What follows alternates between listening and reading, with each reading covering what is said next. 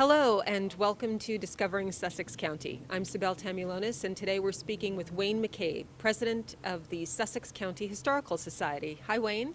Good morning, how are you? Good, thank you. Can you tell us where you've brought us today? Where are we standing? The building that we're standing in front of right now is the old firehouse on Spring Street in Newton. It was abandoned in terms of its use in 1979 by the town when they built a new facility out on Mill Street. And subsequently, this has now become the Newton Fire Museum for the town. And why did the town decide to build a firehouse at that time? In the 1890s, they needed a new facility that would accommodate the equipment that they had started to accumulate and that they were getting in terms of how large the equipment was, and it had outgrown its other facilities they had up on High Street. And so they decided to put the new facility right in the middle of town on Spring Street. And was there an event that inspired this? There were a series of events and fires that took place. The largest one was in 1873 when a good section of the downtown area over on Main Street had a very large fire. Now I see the building is really far from the curb. Yes. It's set back about 17 feet more so than it normally would be, but that was so that they could have the equipment standing out in front of the firehouse and not blocking the sidewalk. And later on, when they had the larger equipment, basically they could back it in because they had the turning radius to get the machines in to loading into the bays. And so were there horses kept in this building? Yes. And was that all the time horses were there? Yes, horses were maintained in here. There was a stall in the back where they would be kept, and that they would then be brought forward, hitched into the equipment, and then they would take the equipment out to the fire.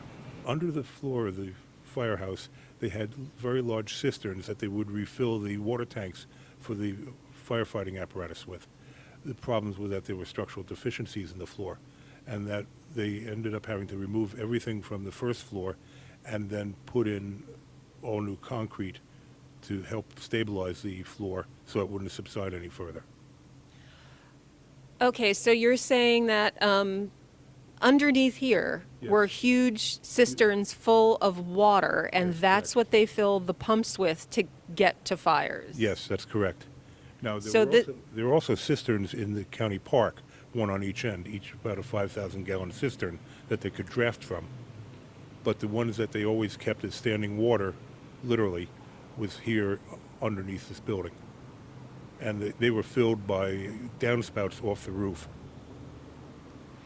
So they collected water in downspouts off the roof and then filled. Oh, wow, that's amazing, because I thought that they would drive the steamer to like a lake or a nearby pond to fill up. No, they had it all built in here, so it was a self-sustaining operation. In fact, the two large cisterns in the county park were also filled from drains from roofs of large buildings in the area, so that there was never a matter of having to bring water in to fill up the cisterns that were then used for firefighting. And so this obviously is not a working firehouse now. That's So correct. when was it moved? They changed over and they opened up the new one on Mill Street in 1979. And this was then basically put into mothballs for a number of years, and then it was converted over into the fire museum.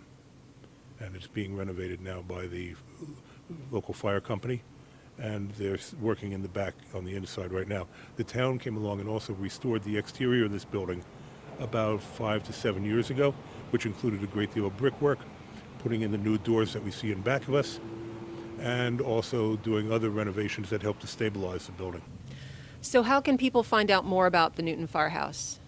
You can go online to the town, and there is information there about the firehouse, but also at the Sussex County Historical Society that is located at 82 Main Street. It's open on Fridays from 9 to 1 during the day, and the museum is free of charge for admission. If you wanted to do research, there's a minor charge for that. But if you just come in and ask about it, members of the trustee board will be happy to answer any questions that you have concerning the history of this building, or for that matter, any building on the street or in town. Thanks for this snapshot of Sussex, Wayne. Thank you for having me here today.